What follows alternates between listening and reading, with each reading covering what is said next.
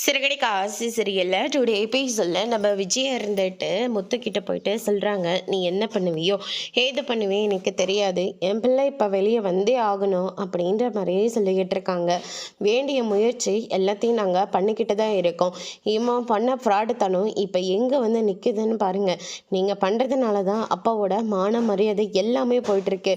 இவன் இவன் ஜெயிலுக்கு வந்து கஷ்டப்படுறானோ இல்லையோ, அங்கே எல்லாத்தையுமே இழந்து அப்பா கஷ்டப்பட்டுட்டு இருக்காரு அப்படின்னு சொல்லிட்டு நம்ம முத்து வந்து சொல்லிக்கிட்டு இருக்காங்க. அவன் பண்ணது தப்பாக வேணாலும் இருந்துட்டு போட்டோம், ஆனால் அவன் என்னோட பையன் ஜெயிலில் இருக்கிறத என்னால் பார்க்க முடியல அப்படின்ற மாதிரி சொல்லிக்கிட்டு இருக்காங்க. அவன் எவ்வளோ டிகிரி முடிச்சிருக்கான், ஆனால் அவனுக்கா இப்படி ஒரு நிலைமை. அவன் படித்தது எல்லாமே அடுத்தவங்களை எப்படி ஏமாத்துறது தானே படிச்சிருக்கான் அப்படின்னு சொல்லிட்டு முத்து வந்து சொல்லிக்கிட்டு இருக்காங்க. அதுக்கு அடுத்ததாக வந்து பார்த்திங்கன்னா ரோகிணி வந்து போலீஸ் ஸ்டேஷனில் நிற்கிறாங்க.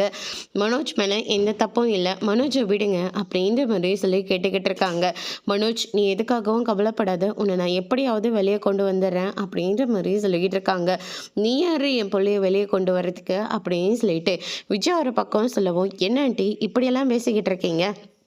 மனோஜ் என்னுடைய ஹஸ்பண்ட், அவர் ஜெயிலில் இருக்கிறது எனக்கும் தான் ரொம்ப கஷ்டமாக இருக்குது. விஷயம் தெரிஞ்ச உடனே இங்கே தான் நேராக ஓடி வந்துட்டுருக்கேன் அப்படின்னு சொல்லிட்டு ரோகிணி வந்து சொல்லிக்கிட்டு இருக்காங்க. இங்கே வந்து நல்லவ மாதிரி வேஷம் போட்டுட்ருக்கியா? என் பிள்ளையை என்கிட்டேருந்து பிரிக்கணும்னு பார்த்துக்கிட்டு இருக்கியா? என் பிள்ளையை எப்படி வெளியே கொண்டு வரணும்னு எனக்கு நல்லா தெரியும், முதல்ல வெளியே போடி அப்படின்ற மாதிரி சொல்லிக்கிட்டு இருக்காங்க. அதோடு இன்னைக்கான பிரம்ம முடிச்சிருக்காங்க.